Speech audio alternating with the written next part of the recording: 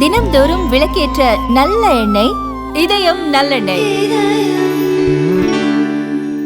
பாகிஸ்தான் ஆக்கிரமிப்பு காஷ்மீரில் பாகிஸ்தான் அரசின் தவறான நிர்வாகம், ரேஷனில் கோதுமை மற்றும் மின்சாரம் வழங்குவதில் குளறுபடி, ஆளும் கட்சியினருக்கு அதிகாரிகள் வழங்கும் சலுகைகள் உள்ளிட்டவற்றை கண்டித்து நடத்தப்பட்டு வந்த போராட்டம் முடிவுக்கு வந்துள்ளது.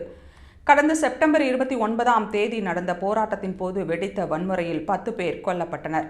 இதையடுத்து போராட்டங்களை முடிவுக்கு கொண்டுவர பாகிஸ்தான் பிரதமர் ஷெபாஸ் ஷெரீப் அனுப்பிய உயர்மட்ட குழு போராட்டக்காரர்களின் பிரதிநிதி குழுவுடன் 2 நாட்கள் பேச்சுவார்த்தை நடத்தியது.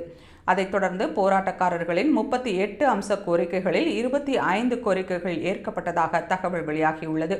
குறிப்பாக வன்முறையில் கொல்லப்பட்டவர்களுக்கு இழப்பீடு வழங்க வேண்டும், ஆக்கிரமிப்பு காஷ்மீரின் மின்சார அமைப்பை மேம்படுத்துவதற்கான நிதியை பாகிஸ்தான் அரசு வழங்க வேண்டும், இலவச சிகிச்சைக்கு மருத்துவ அட்டைகள், சிடி ஸ்கேன், எம்ஆர்ஐ இயந்திரங்களை மாவட்டம் தோறும் வழங்க வேண்டும் உள்ளிட்ட பல்வேறு கோரிக்கைகளை பாகிஸ்தான் அரசு ஏற்றுக்கொண்டுள்ளது. போராட்டக்காரர்களுடன் ஏற்பட்ட ஒப்பந்தம் குறித்து பேசிய பாகிஸ்தான் நாடாளுமன்ற விவகாரத்துறை அமைச்சர் தாரிக் பைசல் சௌத்ரி, பாகிஸ்தான் ஆக்கிரமிப்பு காஷ்மீரில் நடந்து வந்த போராட்டம் முடிவுக்கு வந்துள்ளது. போராட்டக்காரர்களின் 38 கோரிக்கைகளில் 25 கோரிக்கைகள் ஏற்கப்பட்டுள்ளது என்று தெரிவித்தார்.